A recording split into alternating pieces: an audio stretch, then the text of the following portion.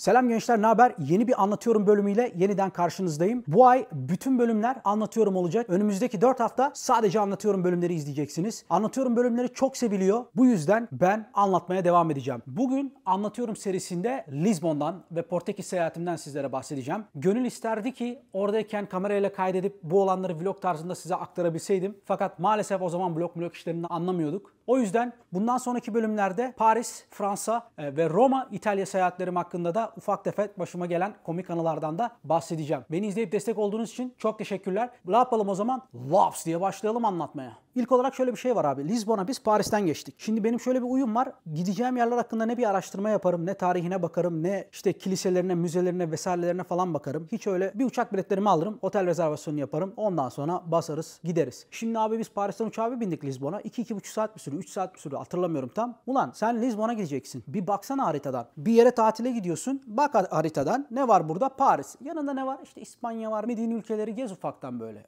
Öyle olmaz. Okan diyor ki ben şimdi diyor bu sene Paris'e gideceğim. Paris'ten sonra da Lizbon'a gideceğim. Ulan Lizbon dediğin yer Avrupa'nın en sonu. Az daha gitsen Amerika zaten. Onu da dönerken anladık zaten. Uçağa bir bindik. 5 saat sonra Türkiye'desiniz diyor. O kadar gitmedik ki biz bu kadar geri döneceğiz. Şimdi ben Fransa'dan geçtiğimiz zaman ben onun hesaplamasını yapamadım. Benim gibi olmayın arkadaşlar. Bir yere gideceğiniz zaman haritadan bakın nereye yakındır falan filan diye. İlk önce nereden başlayayım? Lizbon'a bir iniyorsun zaten kanka. Paris'ten çıkıyorsun zaten. Paris'te o gün yağmur yağdı. Bir indik Lizbon'a yanıyor. 40 derece. İndik Portekiz'e. İşte bir araç geldi bizi almaya. Transfer aracı. Transfer aracına bindik. Selam aleyküm aleyküm selam. Abi ne haber? Hayırlı işler. Adam başladı anlatmaya. Ya sorduk mu? Sorduk mu hacı? Adam taksi değil. Turist rehberi çık. Anlatıyor da anlatıyor işte. Şöyledir de böyledir de. Ben de şimdi sallamıyorum. Ben de bir yandan bakıyorum işte otel rezervasyonuna bakıyorum. İşte saat kaçta gireceğiz. Mesaj atıyorum. İşte biz yoldayız geliyoruz. Bizim odayı hazırlayın falan. Onlarla uğraşıyorum. Ondan sonra taksici dedi ki Lizbon dedi yokuştur dedi. Alışık değilseniz yokuşa yorulursunuz. Güzel ayakkabı, konforlu ayakkabılar giyin. Harbiden Lizbon'un yolları dedi üzer adamı. Biz İstanbul çocuğuyuz oğlum bize koyar mı? Sonra geleceğiz buraya. Burayı da anlatacağım. 10 dakika sonra biz zaten otele geldik. Selam aleyküm indirdik abi. Kimse yok. Sağa bakıyorum, sola bakıyorum. Vale yok. Bellboy yok. Bavulları kimse almadı. Taksici gitti bu bellboyları falan buldu. Bizim bavulları verdi. Bavullar odaya gidiyor. Ben de şimdi Lizbon'a Paris'e gidiyoruz. Emily'nin doğum günü. Lizbon'un en iyi otellerinden birini rezervasyon yapmışım. 1 numaracı. Pahalı da bir otel yani öyle ucuz falan da değil. 1 numaralı bir otel. İsmi de 1 zaten. Biri vereceğim ben onlara da 1 star veririm anca onlara. Gittik otele. İşte selam aleyküm aleyküm selam rezervasyonumuz var. Al bizi. Orada da bir şey var. Stand var. Geldiğin gibi işte orada welcome drink var. Öyle şampanya mampanya ikram ediyorlar. Ben zaten şimdi herif bana soru soruyor. Ben sağa sola bakıyorum. Baktım şampanya var bir kare. Tık attım bir tane hemen. Ya bir tane daha aldım. Şimdi bir sürü soru soruyor. Nereden geldiniz? Ne yaptınız? Kaç gün kalacaksınız? Saat kaçta çıkacaksınız falan. Anlatıyor da hacı abi. Ben de oradan tık yapıştırıyorum şampanya olur. Tamam okey. Odanız hazır. İşte biz size oda verdik. Güzel bir oda verdik. Ama oda bu şeyde değil. Otel binasında değil. Şimdi dedi bizim dedi vali arkadaş size göstereceğiz. Gidiyorsun abi. Oradan asansöre biniyorsun. Asansörden 2'ye basıyorsun. 2 ile ara kata çıkıyorsun. Ondan sonra ara kattan çıktıktan sonra dümdüz vurduruyorsun. Öteki binaya geçiyorsun. Öteki binaya gidince de oradan da asansörle 3. kata çıkıyorsun. 3. kata çıktıktan sonra asansör 4. kata çıkmıyor. Oradan da merdivenlerle çıkıyorsun. Ulan dedim ki ben dedim buraya sarhoş geldim mi ben dedim odayı bulamam zaten. Sudoku gibi oda vermişler kanka. Şimdi düşünüyorum diyorum. Buradan geleceğim. 2'ye kadar asansörle çıkacağım. 3'e çıkmayacağım. 2'ye çıkacağım. Oradan böyle karşı koridordan geçeceğim. Karşı koridordan da 3'e çıkacağım. Ama bizim oda 4. katta. Oraya da merdivenle çıkacağım. Hadi bakalım hayırlısı. Düşün abi anahtarı bir unutmuşsun.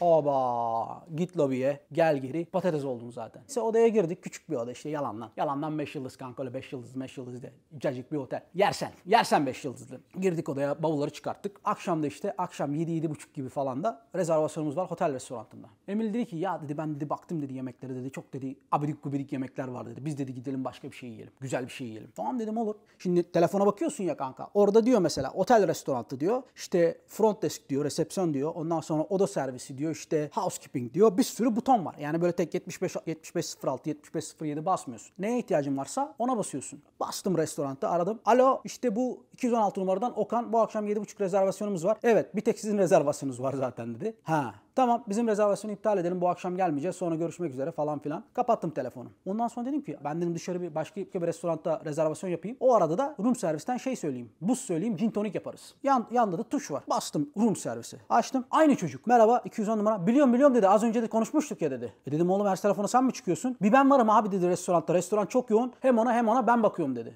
Tamam abi. Buz istiyorum. Ondan sonra da 6 şişede tonik getir. Abi çok yoğunum ya bugün belki getiremeyebilirim. Nasıl room servis lan bu? Basıyorsun room servisi. Diyorsun ki bana şu lazım. Abi belki getiremeyebilirim. Çok yoğunum. Unutabilirim diyor herif. İyi tamam o zaman dedim. Kapattım. Ondan sonra bekliyorum 5 dakika 10 dakika. Dedim Emily ben bu işi biliyorsam bu buz tonik bugün gelmez. Ben dedim şimdi markete gideceğim. Marketten tonikle buz alacağım. Ben onu alana kadar bu dedim buz gelmez. Gittim abi hemen. Orada marketin ismini hatırlamıyorum şimdi. Oranın yerel marketlerinden biri. Gittim 6 tane tonik aldım. Bir kovada buz aldım. Geldim. Gin toniğimi yaptım. Ne herif geldi ne bilmem ne oldu. Ben de aramadım zaten. O önemsemedim şimdi. Zaten her şey domino efekti bir gidiyor kanka. Hiçbir şey otelde hiçbir şey rast gitmedi yani. İşte dışarı çıktık. Yakında bir yerde yemek yedik. Deniz ürünleri falan. Bombaydı. Güzel bir port içtik. Ondan sonra otele geri döndük. Ertesi gün turumuz var. Tur rehberi tuttum. 4 saat. Abiye de dedim ki bak Hacı abi bana öyle 500 tane kilise gezdirme. Bir iki tane kilise gezdir. Bir iki tane müzeye sok. 3-5 tane böyle neighborhood göster. Mahalle. Ondan sonra dedim bizi yemek yerlerine götür dedim böyle. Buralara dedim yemek yerlerine götür. Bu zamana kadar büyük ihtimalle çalıştığımız en iyi turist rehberlerinden biriyle çalıştık. İsmini de hatırlamıyorum. Carlos mu öyle bir şeydi. Bana mesaj attı işte o akşam. Dedi abi dedi 9'da dedi lobideyim ben. Arabayla geleceğim alacağım sizi. Tamam okey. Dedim ki Emily ben dedim kahvaltıya iniyorum. Ben dedi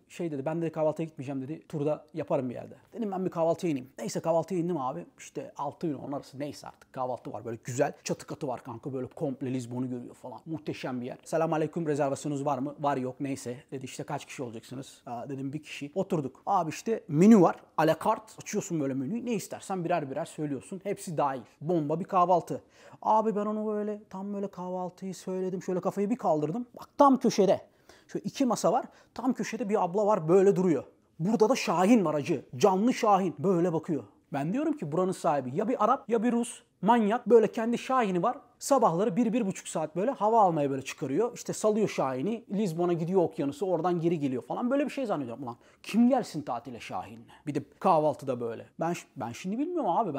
Benim olayım yok. Ben 3. 4. gün çözdüm olayı. Zaten otelde kimse yok ki bir şey sorabileceğim bir adam yok. Ya bir gidiyorsun Ghost City. Kimse yok. Ben de işte omlet geldi böyle bir meyve salatası falan söyledim. Bak şimdi böyle omletler alacağım ama tırsıyorum da böyle eller titriyor acı. Şimdi diyorum buradan bir kaşık alsam gelse bana Şahin saldırsa böyle gözüme. Ne yapacaksın? Bir şey yapamayacaksın. Şimdi böyle Şahin asil hayvan. Bir oraya bakıyor, bir masalara bakıyor. Sanarsın metro değil böyle masaları kontrol ediyor. 15'in boşlarını alalım dostum. 12'nin meyve suyu gelmemiş onu hemen takviye yapalım. Böyle duruyor. Şahin neymiş lan biliyor musunuz? Niye Şahin varmış lan kahvaltıda? Kanka açık hava ya böyle. Güvercinler gelip misafirleri rahatsız ediyormuş. Şahin koyduğun zaman terasa güvercin Yusuf gelemiyor yani. Sen de rahat rahat kahvaltını ediyorsun işte. Kahvaltı süresince de otelin Şahin'i var. Bildiğin SSK'lı işte maaşı yatıyor. Schedule'da yazıyor işte Şahin bugün sabah kahvaltıda 6-10 arası. Yani her gün işe gelen bir Şahinleri var adamların. Ondan sonra da onu öyle çözdüm yani. Neyse güvercin de yoktu. Kahvaltı güzel. Sonra işte baktım saate 8:50. 9'da abi gelecek. Bana mesaj attı. Ben dedi 9'da lobide olacağım. Gittim yine asansör. 2. kata çık. Oradan koridoru geç. 4. bloğa çık. Merdivenleri çık. Emily'yi al.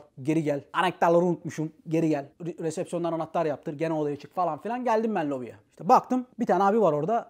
Bu Carlos gibi durmuyor. Daha çok Mark gibi duruyor. Ona baktım. Bu da çok Brad gibi duruyor. Baktım bir tane Katrine var. O zaten Carlos değildir. Baktım geliyor bizim Carlos. Selamun aleyküm Carlos. Ne haber? Herif bir şaşırdı zaten. Ondan sonra dedi ben Carlos. Hoş geldiniz Lizbon'a. İşte sizi gezdireceğim. 4 saatlik böyle bir tur aldık. Çünkü böyle alıyorsun abi 10 saatlik bir tur. Gezdiriyorlar. Yorgunluktan tatilin zevkini çıkaramıyorsun. Neyse 4 saatlik bir tur aldık. Arabayla gelmiş. İşte diyor ki abi Lizbon yokuştur yalnız işte konforlu ayakkabı giydiniz mi? Giydik. Ya oğlum herkes diyor ki Lizbon yokuştu. Oğlum biz Yeditepe İstanbul gibi bir memlekette büyümüş bir adamız. Lizbon'da Yeditepe bu arada. Bize kor mu lan? Koydu kanka vallahi. Bizim İstanbul'da yokuşlar böyle değil mi kanka? Lizbon'daki yokuş böyle acı. Böyle dikine çıkıyorsun. Öyle bir yokuş şekli yok kanka. Mesela bakıyorsun bir yere işte bir tane restoran var. Diyor ki yürüyerek 2,5 dakika. Yürüyerek 2,5 dakika da tırmanarak kaç dakika acı. Böyle çıkıyorsun aga böyle.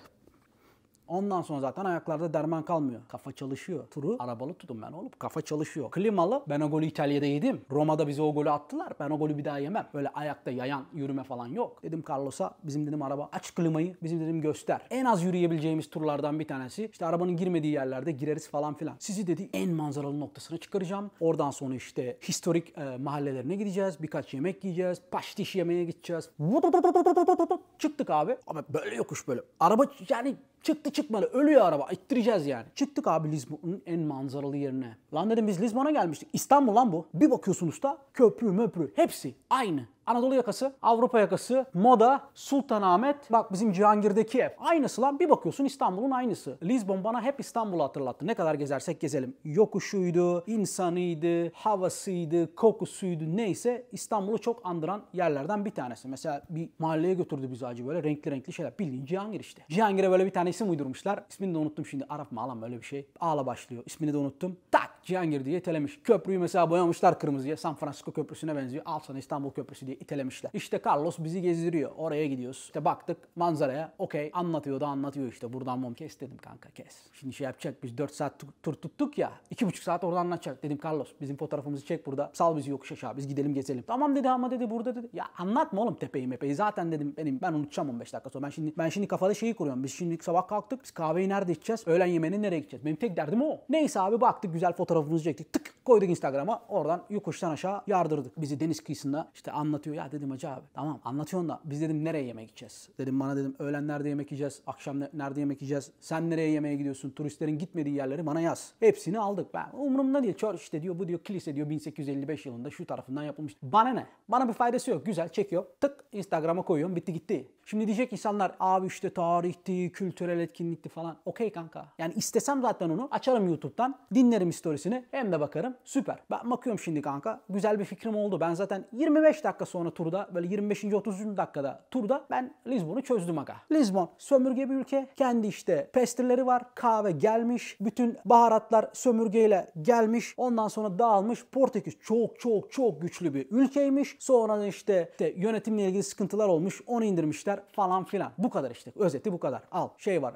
30 saniyede anlatan biri vardır YouTube'da. Açar izlersin. Ben zaten tarih kanalı değilim. Ondan sonra nereye gittik lan? Ben dedi sizi dedi şeye götüreceğim dedi. Burada dedi pastiş var dedi bilmem ne. İşte o kremalı dalga var ya turta yapıyorlar. Okey. Gittik oraya. Hacı bir kuyruk var. Felaket. Demem. Hayatta da beklemem öyle kuyruklarda falan. Carlos dedi ki ya dedi ben dedi yandan benim bir girişim var dedi. Yandan gireceğim ben sizi alacağım çıkacağım. Abi bak gittik Carlos'ta böyle. Burada sıra var böyle. Turistler bekliyor. Zaten böyle bir şeyden anladıkları yok. Carlos dedi gel lan buraya. Hemen arkadan bir girdik abi. Tık mutfağın içindeyiz. Hop ablalar orada şey yapıyor. Onun custard'ını yapıyor. Muhallebisini yapıyorlar. Bak dedi işte dedi burası dedi mutfağı dedi. Bizim dedi iznimiz var. Biz istediğimiz gibi girip çıkabiliyoruz falan. Mutfağa girdik. Selamünaleyküm. İşte neyse ablalarla konuştuk. Ablalar bizi anlamadı. Biz de ablaları anlamadık zaten. İşte onun zaten tarifini 3 kişi biliyormuş. Zaten biliyorsun. Klasik hikaye. 3 kişi biliyor. Aynı uçağı bilmiyorlar. Birbirlerinin tariflerini bilmiyorlar. Kimse öğretmiyorlar. Bildiğin işte. Bildiğin yalan. Onlarda da var. Aldık işte 3'er tane pastiş. Dedim hacı abi boş ver dedim pastişi de. Bu dedim espressoyu nerede içeceğiz? Dedi bak dedi buradan dedi gir dedi. Orada da espresso var gittik. Neyse gittim oraya. Aldım espressoları. Şeyin önündeyiz. Dükkanın önündeyiz. Dükkanın önünde güzel kanka böyle güzel mozaikli zaten Portekiz her şey mozaik. Geçtim böyle mozaiklerin önünde. Tık fotoğrafı çektik. Instagram'a yapıştırdık yine. Sonra attım ağzıma işte bildiğin turta kanka. İşte crispy böyle çıtır çıtır bir turtası var. İçinde de vanilyalı muhallebi. Abartıldığı kadar bir şey yok. O kadar. Ya şey güzel mi? Güzel. Bir tane yedin. Tamam bitti gitti. Yani gidip de şimdi ya abi şimdi ne özlüyorum biliyor musun? Lisbon'da olacaktık da pastelde natada pastiş yiyecektik. Öyle bir tatlı değil. Pastane ürünü değil. Sağ tarafta McDonald's var zaten. Bak burada tarihi bir şey var. Tarihi bir pastel noktası var. 200 metre kuyruk var. Yan taraf McDonald's. Çakılı yine bizim Amerikalılar bekliyor. Oğlum gitmişsin Lisbon'a yeme artık şu Big Mac'i ya. Şimdi adam geliyor. Bakıyorum şey var. KFC var. Çakılı. Bizim Amerikalılar orada. Ya hacı karşı tarafta bomba bir Portekiz restoranı var. Gitsene lokal 2 tane böyle bir karides marides ye. Yok ben kuyrukta bekleyeceğim. Big Mac yiyeceğim. Ranchli. Bizi gezdirdi mahallelere falan. Orada işte 2-3 tane fabrika var falan filan ıvır zıvır. Güzel bir turumuz oldu. Ben Lisbon tarihini aldım. Olayları öğrendim. En iyi alışveriş nerede yaparım. Lisbon olayım bitti. Otele geri döneceğiz. Carlos bizi otele bıraktı. Şimdi otellerde şöyle bir durum var. Otel büyük bir otel. 200 odalı falan olması gerekiyor. 150 de olabilir tam bilmiyorum. Bir havuz var. Havuz ufak olduğu için yani kapalı alan havuzu var. Orası ufak olduğu için rezervasyon yaptırman gerekiyor havuza gitmek için. Okey. İşte her gün ben rezervasyonumu yaptırdım. İşte bugün 12.30'da olsun. Yarın 1'de olsun. Ertesi gün 1.30'da olsun. Diyor ki adam mutlaka ve mutlaka dakik gelmelisiniz diyor ve 45 dakikanız var. 45 dakika takılın ondan sonra çıkın gidin. Olay bu şekilde. Gittim 12 bornozu çektim ben. Şak terlikler takılı bekliyorum. 11.35, 11.40 kimse yok. Acı otel bildiğin ghost. Hayalet otel. Bakıyorum sağa sola kimse yok. Emil dedi ki ya dedi bırak dedim bunları beklemiyorum. Açtı perdeyi. Güm diye biz gittik havuza. Ama zaten bize rezerve kanka işte 11.30'dan kaça kadar işte bize rezerve. Gidiyorsun orada gelen yok giden yok. Havluyu bulduk nerede olduğunu ben gittim odalara. İşte böyle açtım odayı. Biri zaten masaj oluyor orada. Sarı marı yapıyor. Sikerim lan. Başlarım soru ne? Kapattım havlu bakıyorum ben. Ondan sonra oraya gittim aşağı baktım falan filan. Neyse ben ben avluyu buldum. Ben zaten otel çalışanı gibiyim kanka. Ben şimdi avlunun nerede olduğunu öğrendim. Sonra girdim, duşumu aldım, saunama girdim, bilmem ne mi yaptım. Odaya gittim, ondan sonra beni aradı herifçioğlu. Ya dedi, sizin dedi rezervasyonunuz var, gelmediniz. Dedim acı, ben 45 dakikadır oradayım zaten. Şimdi dedim rezervasyon saatim bitti. Odaya geldim. Adamların geldiğimizden haberi yok. Odaya geldik. Varan 2. Dedim ki şampanya var, Fransa'dan getirmişim. Güzel bir şampanya. Dedim Emily, ben şimdi dedim buna güzel bir dedim buz yapayım. Bunu koyayım. Biz dedim akşam yemekten geldikten sonra soğuk şampanya içelim. Baktım 4 tane buton var zaten. Bastım yine room service'e. Açtım. Dedim bana dedim bir kova buz şampanya için getirebilir misiniz? Tabii dedi. Bu sefer ne olduysa böyle bir 35-45 dakika sonra falan buz geldi. Bir de 8 euro yazmışlar buza. Bir tane buz getirdi böyle ufacık kovada. 8 euro yazmış. Koydum şeyin içine. Buz kovasının içine şampanyayı. Bunun dedim soğuma imkanı sıfır. Tık bastım yine aradım. Dedim hacı abi bu dedim buz bana yetmez. Sen dedim bana biraz daha buz getir. Tamam dedi, gelir mi gelmez mi falan. Buz muz gelmiyor zaten. Yok herifler de bilmiyorum artık adamların yeteri kadar adamı mı yok? Bizi bir şeylerine mi takmıyorlar? Ben şimdi kahvaltıya indim ya bu sabah. Mesleki deformasyon kanka. Ben şimdi bakıyorum. Şimdi burada Şahin var. Şahin'le çok göz göze gelmiyorum, tamam mı? Böyle yemesin bizi gözümüzün içini diye. Şöyle bir bakıyorum. Orada bir servis kapısı var. Böyle. Sağdan giriyor, sağdan çıkıyor. Güzel. Ondan sonra bakıyorum böyle gitti herif. Buzla geldi. Demek ki buz içeride bir yerde orada. Ben şimdi onu yazdım buraya. Ondan sonra böyle kestim. Şimdi herif boş kovayla girdi. Ben bir yandan omleti yiyorum. Bir yandan da bakıyorum. Herif şimdi boş kovayla girdi. Bir yaklaşık 45 saniye 50 saniye sonra geri geldi. O buz kovası orada bir yerlerde olması lazım, yakın. Ben onu kafaya koydum. Biz zaten otelcilik 20 senedir sektördeyiz. Ben oraya girdim, benim oraya girdim kimse anlayamaz. Ben girer çıkarım oraya. Dedim ki bile sen dedim burada bekle, git duşunu al. Ben dedim gideceğim buz alacağım.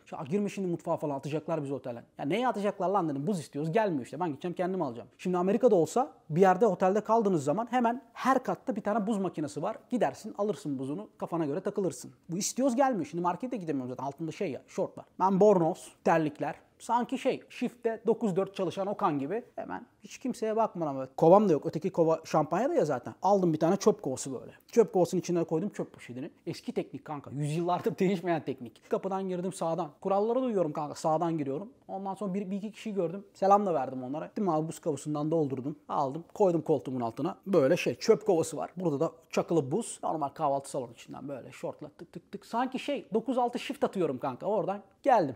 Bastım içine biraz su çeşmeden. Koydum şampanya içine. Bastım da tuzu. Al sana deep freezer. Ondan sonra buzu nereden alacağımı öğrendim ya kanka. Ben gidip geliyorum. Kimse bana sesini çıkarmıyor. Alıyorum çöp kovasını. İçine basıyorum buzu. Gidip geliyorum devam. Adamlar da alıştı. Manyak işte herif. Ben geldiğim zaman orada bir müdür var. Diyor ki ya buraya giremezsiniz falan. Yanındaki çocuk diyor 210 numaradaki manyak sal gitsin diyor. Çöp kovasına buz alıp çıkar o diyor. Yapmaya başladım ben 3. gün falan. Hani çöp kovasına atıyorum. Oradan çocuklara selam veriyorum. Bakıyorum işte schedule'a bakıyorum.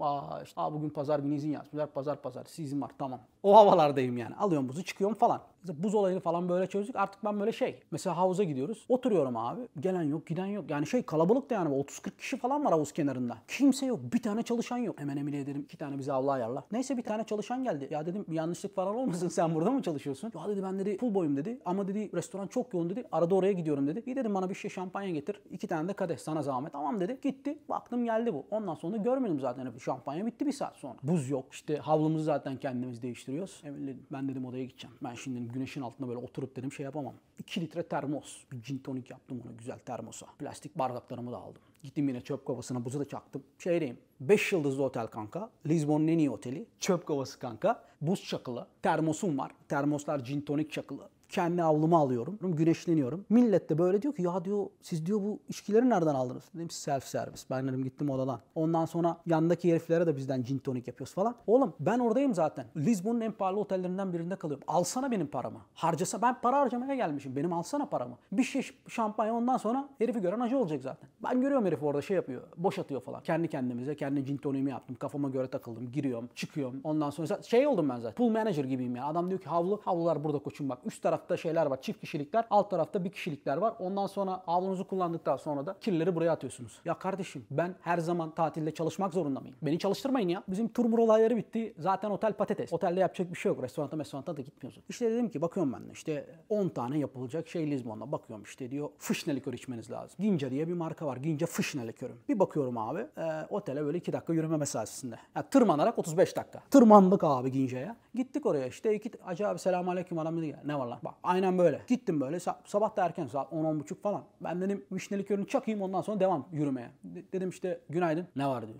Öyle Portekizce konuşuyor. Bizde Portekizce yok. Senin İngilizce yok. Dükkan zaten bir tane ürün satıyor. Vişne likörü. Dedim ki 2 tane. Tamam koy. Herifte bir hareketlenme yok. Ya dedim Ah, herif yine bakıyor yüzüme. Ya diyorum ki Hacı abi bak artık Türkçe'ye geçtim. Sinirlendim. Ya dedim Hacı abi bize 2 kadeh ver. Biz içelim. Siktir olup gidelim. Böyle yapıyor. Money first. İlk defa da hayatımda öyle bir şey gördüm. Önce diyor parayı vereceksin diyor. Kanka sana yemin ediyorum ya. 1 euro. 2 euro alacak bizden. 2 euroyu almadan fışna likörünü vermiyor. Neyse dedim zaten buraya kadar gelmişiz. Bunu dedim bir içelim nasıl bir şey. Onun da tadına bakalım. Onu bakmadan. Çünkü bana küfür de etsem ben onu içeceğim gideceğim yani. Verdik parayı 2 euro. Tık attım demiri. Böyle yapıyor abi. Koydu. Diye kapattı böyle kapağını. Böyle bekliyor içmemizi. Normalde yudum içiyorsun. Dedim ki biz bunun 10 dakika burada içersek bu herif bizi döver. Tak yapıştırdım. Verdim herif çoğunluğa bardağı. Herif de zaten siktirin gidin de. Vişne likörü lan özel bir şey yok işte. Yapıyorlar. Dünyanın her yerinde yapılıyor. Öyle bir olayı yok. Abi de diyor işte biz diyor 100 yıldır diyor vişne likörü yapıyoruz. Yapma. Bırak. Bu vakitten sonra yapmasan ne olur Hacı abi? Ben de diyor işte burada diyor deri eldiven çok özel bir tane. Şu dünyanın en küçük mağazalarından bir tanesi. Gideceğiz işte Emily'ye deri eldiven alacağız. Böyle özel yapım böyle işte. Ostrich değil, deveden meveden. Dükkan yaklaşık böyle 10 santimetre kare. Böyle metrekare bile değil. 2 kişi giriyorsun. Orada işte burada bir cam duvar var böyle. Buradan seçiyorsun bu model olsun. Bakıyor abla eline. Sana diyor 3 numara olur. Geliyor işte elini böyle pudralıyorlar. Pıst pıst pıst pıst pıst pıst basıyor pudrayı. İşte hafif açılması gerekirse biraz buharla büyütüyorlar falan. Beğendik işte bu olsun. Kahverengi beyazlı olsun. Emily bir yandan eldiven deniyor. Yan tarafta da bir Rus abla var. Rus abla da böyle magazinlerde gördüğünüz Rus ablalardan değil. Abla yapılı. Bak benim el bu kadar ya. Ablada böyle bir el var. Bu kadar. İşte biz bir yandan Emily'nin eldiveni ayarlıyoruz falan paketliyoruz. Bir yandan da izliyorum. Sana yemin ediyorum en büyük şeyini bir koydular 2 parmağa girdi zaten eldiven. Ya dedi bunu dedi buharla açabilir misin falan. Bir yandan pudralıyorlar bir yandan işte stime koyuyorlar falan. O şey açılmıyor eldiven. Abla eldiveni bir taktı. Iron Man gibi usta. Bak elini kıpırdatamıyor. Ben de diyorum ki Emily'ye. Ya diyorum olmuyorsa almasın yani. Abla o kadar şey yapmış ki ya benim diyor bunu diyor almam lazım. Neyse oradan 2 kişi seferber oldu. Abla böyle duruyor bak şimdi. Elde zaten eldiveni koymuş ya. El böyle duruyor kanka. Açamıyor da kapatamıyor da böyle kaldı. Ha şimdi eldiveni giydirdin de nasıl çıkaracaksın? Hava 45 derece. Yanıyor. Terliyorsun. Pudra da zaten olmuş muhallebi gibi eldivenin içinde. 2 kişi kanka. Biri baş parmaktan. Biri de serçe parmağından koparacak. Ablayı böyle kocası böyle belinden tutuyor. 2 tane de çalışan şeyden önden 2 parmaktan eldiveni kurtarmaya çalışıyorlar. Öyle bir manzara var ki ben gülmekten kırılıyorum. Konuşamıyorum zaten. Emel dedim hadi alalım çıkalım da. Ben dedim şimdi herif beni çıkartacak vuracak yani. Öyle bir manzara onlar ablayı böyle tutmuşlar. Bir taraftan da böyle eldivenle çekerken biz onları oradan bıraktık. İşte gittik alışverişimizi yaptık. Bu öğlen güzel bir yere gidelim. Tek bir tane rezervasyon yaptırdım biz bana gelmeden önce. Ramos Seafood Restoran. Lizbon'un en iyi deniz ürünleri restoranı. Öyle geleceksin öğlen biz 2 kişiyiz yer öyle bir şey yok. 3 ay önceden rezervasyon yaptırman lazım. İlk defa hayatımda bir yere 3 ay önceden rezervasyon yaptırdım. Ramos Seafood. Bir de Lizbon'da şöyle bir şey var. Öyle rezervasyon yaptın öyle yok öyle rezervasyon. 100 euro da depozito yatırıyorsun. 100 euro depozitoyu yatırıyorsun. Ondan sonra işte hesaptan düşüyorlar. Selamünaleyküm aleykümselam. İşte bugün için bir rezervasyonumuz var 11.30'da. Da bakıyor abi. İsim neydi? Okan Bingöl. Yes. Tamam. Hemen alıyor eline tersi. Okan tu. Bir şey söylüyor öyle. Ondan sonra dedim biz nereye gidelim? Bekle dedi. Tık biri geliyor. Ekip yine telsizli. Alıyor seni. Şimdi diyor ki ben anlıyorum tabii. Benim Portekizce zaten çakılı. Diyor ki ben diyor 2 tane diyor gerizekalıyı aldım. Yukarı getiriyorum. Böyle kanka 3-5 katlı bir yer galiba. 2 katlı da olabilir. Bilmiyorum. Saymadık ki. Neyse çıkıyorsun öyle. Zaten Portekiz'de de böyle özel masa yok. 4 kişilik masaya oturuyorsun. 2 kişi burada. 2 kişi yanda. Bizim de şeyler var. İngilizler vardı Londra'dan. Abi servis yıkılıyor. Bomba bir servis. Abiler zaten 50 yıldır orada çalışıyor. Onların çocukları, onların torunları herkes orada. Herkes birbirini tanıyor. 50 yıldır çalıştıkları bir yer. Servis muhteşem. Ya abi deniz ürünü zaten çakılı başka bir şey yok. Adam diyor ki ben diyor işte örnek veriyorum. Merhaba benim ismim Louis. Bugün size ben yardımcı olacağım. Normal çiçek pasajı gibi böyle. Tişört, mişört böyle şey yok. Öyle gömlek bir şey yok. Geliyor bugün size ben yardımcı olacağım. Ya diyorum ki ya sen yoğun adamsın falan. Yok diyor sen bana diyor sor. Ben diyorum işte karides yiyeceğim. Bizde diyor 14 çeşit karides var. Hemen diyor açıklayayım sana. Ondan sonra başlıyor açıklama işte bu karides böyledir, bu karides böyledir. Ya dedim ki abi şimdi dedim turistik mekanlara gittik biz. Biz yiyeceğimiz kazığı yedik. Ben şimdi dedim burada sen ailenle gelse bana ne getirirsin? Sonra dedi ki abi çok profesyonel. Hemen açtı iPad'i. Bak dedi sana dedi bundan yapacağım dedi. Siz 2 kişi dedi. Ben dedi size daha fazla ürün getireyim. Siz dedi çok fazla şey yapmayın. Böyle 5'er 6'şar parça getirmeyeyim. Bir parça işte Tiger Prawn vereyim. Birer tane. Ondan sonra birer tane bundan yapayım. Bir de size Spider yengeç yapalım. Güzel örümcek yengeç. Burada dedi çıkıyor Portekiz'de dedi. Dedim bu Spider Crab Amerika'da $1500 dedim. Beni dedim burada dedim düğütlemeyin akşama. Yok dedi biz dedi öyle yapmıyoruz. Dedi ben sana dedi sen dedi seçeceksin dedi crab'ı dedi. Ben dedi sana geleceğim göstereceğim böyle açacağım dedi ayaklarını. Sen beğenirsen diyor tartacağım dedi sana. Geleceğim fiyatını söyleyeceğim. Dedim çok iyiymiş. Neyse abi biz ufak ufak başladık. Bizim tam arka masada da bekarlığa veda partisi yapan böyle 4 kişi var. Bunlar ya bir iddiayı kaybetmişler ya bir bekarlığa veda partisi var. Nereden mi anladım? Çocuğun üstünde Pamuk Prenses kostümü var. 30-35 yaşında çocuk Pamuk Prenses kostümü var. Buralarına allık sürmüşler. Bunu gezdiriyorlar. Oturmuşlar işte arkada. Zaten çocukların kafa da güzel. Böyle taşkınlık yapıyorlar kendi çaplarına. İşte abi bize ağır ağır getiriyor. İşte karides geldi. Dedi ki ben sana dedi onu dedi nasıl yapılacağını göstereyim geldi. Böyle açtı biz aldık. MasterChef eğitimimizi aldık. Onu dedi buradan açarsın dedi. Burasına tık tık tık tık vuracaksın dedi. Şöyle yapacaksın falan. Eğitimi verdi. Benim tabii kafa çalışıyor. Kafa canavar. Ayıklar mıyım lan ben kendim karidesi? Elimi kirleteceğim. Dedim ki abiye ya dedim ben dedim bunu dedim nasıl yaptın dedim anlamadım. Benimkini de yapar mısın dedim. Gösterir misin bir kere daha? Tabii ki de canım dedi. O güzel benim şirin. Ben baktım ben zaten biliyorum onun şirin nasıl ayıklanacağını. Biz otelde yapıyoruz zaten devamlı. Geldi benim şirin ayarladı, anlattı bilmem ne yaptı falan. Emile kıkır kıkır gülüyor zaten bir yandan. Beni biliyor ben onu ayıklamam ya. Neyse ayıkladı yaptı etti falan. Hayatımda yediğim en iyi karideslerden bir tanesi. Yıkılıyor. Hiçbir şey yok kanka. Basmış tereyağı çok az da böyle bir sarımsak atmış. Tamam. İşte bir tane daha karides geldi. Böyle bir karides. Dedim ki abi ya dedim bunun dedim farklı bir tekniği varmış. Bunu da dedim bizim için ayıklar mısın? Gösterir misin? Tabii dedi. Onu da bana ikinci şirip de ayıklattım abiye. Ben elimi sürmüyorum da. Olay yengeçe bir geldi. Abi benden rövanşını çok klas bir şekilde aldı. Şimdi bana şirimpi temizlettim ya. Adam 50 yıldır garson. Yer mi lan benim 2 ufak numaramı? Ondan sonra bize 2 tane çekiç getirdi. Kanka bildiğim böyle tahta çekiç. Böyle vura vura böyle geliyor mesela o işte yengecin kollarını haşlıyorlar. Üst tarafına da böyle çorba gibi bir şey yapıyorlar. Abi dedi ki şimdi bizimle taşak geçecek ya abi. Dedi ki bana sen dedi şimdi anlamamışsındır dedi. Ben sana dedi bunu dedi nasıl yapacağını göstereyim. Ondan sonra verdi bana tokmağı. Şimdi gösteriyor böyle yapıyorsun diyor. Buradan bir kere vuruyorsun diyor. Ondan sonra böyle açılıyor böyle yiyor falan filan. Ya abi sana yemin ediyorum o bizim yengeci yememiz 1 saat sürdü. Ufacık böyle buradan emcikliyorsun. Oradan emcikliyon falan filan. O karides marides güzel hemen tık tık tık tık atıyorsun gidiyor. Bir yandan da zaten şarap geliyor. İşte beyaz şarap söyledik, vino verde söyledik. Şarap akıyor zaten. Yan tarafta şeyler var, İngilizler var. Onlar da muhabbet, sohbet, gırla. Biz zaten onlar bir şey söylüyor, biz bir şey söylüyoruz falan. Biz böyle neredeyse bizim böyle kafalar güzel oldu. Saat 1. Herkeste bir tokmak var. Böyle bir yemeğin sonuna doğru orası adliyeye döndü. Karar veriyorum. 15 yıl hapis. Yani herkes böyle hakim gibi güm güm güm güm vuruyor. Arkada da bizim Pamuk Prenses. Kafalar güzel ya zaten böyle. Boşa böyle tokmakla böyle dan dan dan dan dan vuruyor. Bu çocuklarda İngilizce yok. Ben onu anladım çünkü onlar hep Portekizce konuşuyorlar. Birkaç kere ben ya ne yapıyorsunuz falan filan diye böyle bir şey sordum. Cevap yok. Kafalar güzel. Zaten İngilizceleri de yok. Emily de bu tarz restoranlarda kesinlikle böyle sesini çıkarmaz, birine bir şey söylemez, kızmaz, sinirlenmez. Bir baktım Emily'nin gözü döndü. Kalktı ayağa. Dedi ki böyle çocuğa böyle bir baktı. Şöyle yaptı. O dedi tokmağı dedi. Bir kere daha vur dedi. O tokmağı senin bir yerine sokarım dedi. Otur şimdi dedi. Pamuk Prenses gibi adam gibi yemeğini ye. Siktir ol git. Bak o çocuk vap diye bembeyaz kesti. Bir anda böyle fluent şekilde sanki Anadolu gibi İngilizce konuşmaya başladı. Sizden çok özür diliyorum. Böyle bir şey yapmak istemedim. Yemeğinizi rezil etmek istemedim. Ondan sonra normal muhabbetimizi sanki o an hiç yaşanmamış gibi böyle 30 saniyede senin dedi onu dedi götüne sokarım dedi. Onlar hesap istedi. Çıktılar gittiler. Abi ben de şimdi hayatımda öyle bir tepki görmediğim için ben de şok oldum zaten. Ya dedim ne oldu falan. Ya dedi bam bam bam bam vuruyor dedi. Kafam şişti ya dedi koca gün. Zaten burada 7 yaşında çocuklar bam bam bam vuruyor. Bir de dedi Pamuk Prenses elbisesi giymiş dedi. Adam değil. Böyle bam bam bam vuruyor dedi. Ondan sonra dedi bir tatlı ister misiniz dedi. Bizim de özel spesyal bir tatlımız var. Ya dedim tatlı yemeyeceğiz zaten. Ben dedim kafam güzel oldu. Ya dedi burada dedi biftek sandviç yapıyoruz dedi tatlı olarak. Getir acı abi. Bizim de işte cila yapıyoruz ya biz işkembe yemeğin üstüne. Onlar da biftek sandviç karidesin üstüne getirirler. Laps. Yıkılan bir bif sandviç mi? Değil. Ama yersen. Yedik. Fiyatlar konusuna da gelirsek Lizbon böyle çok deniz ürünleri konusunda çok pahalı bir yer değil. Hemen hemen Amerika ile aynı ama kokteyl konusunda yaslıyorlar kanka. Bir tane mesela martini içiyorsun bir Cosmo, bir Old Fashion falan. İşte Amerika'da 10-12 dolar civarında falan 14 dolar, 15 dolar geçiriyorlar. Çözdüm ben olayı. Kanka Portekiz'de kokteyl içmeyeceğim. Portekiz'de sangria içeceksin. Şimdi mesela bir yere gidiyoruz böyle 3 tane kokteyl içiyor. Emil de içiyor 3 tane kokteyl, 6 tane kokteyl. Bir sürü hesap geliyor. Ondan sonra bir restoranta gidiyorum. Sangria söylüyorum kanka. Hesap o kadar gelmiyor. Dedim ki bu zaten dedim burası dedim Portekiz. Biz buradan sangria içeceğiz. Belli. Hava zaten 50 derece sıcak. Bakıyorsun sangria menüsü var zaten. 2 saat açıyorsun beyaz, kırmızı ne istiyorsun. İlk sangriyamızı söyleyeceğiz. Pinocchio restoranttayız. Emil çıldırıyor. Çok sıcak. Çok terledim. Lanet olsun. Hepinizden nefret ediyorum. Yaptı yine. İsyan modunu açtı. Ya dedim dur sana bir sangria içeceğim. Ben diyor sangria içeceğim dedi. Ya tamam dedim ne istiyorsan iç. Kafana göre takıl. Ondan sonra geldi abi. Ya dedi sangria var mı dedi. Ya dedi kocaman menü var. Dedim ki beyaz olsun işte çilek olsun bu olsun falan filan. Bizim Bizim dedi farklı boylarımız var. Küçük var, orta boy var, bir de büyük boy var.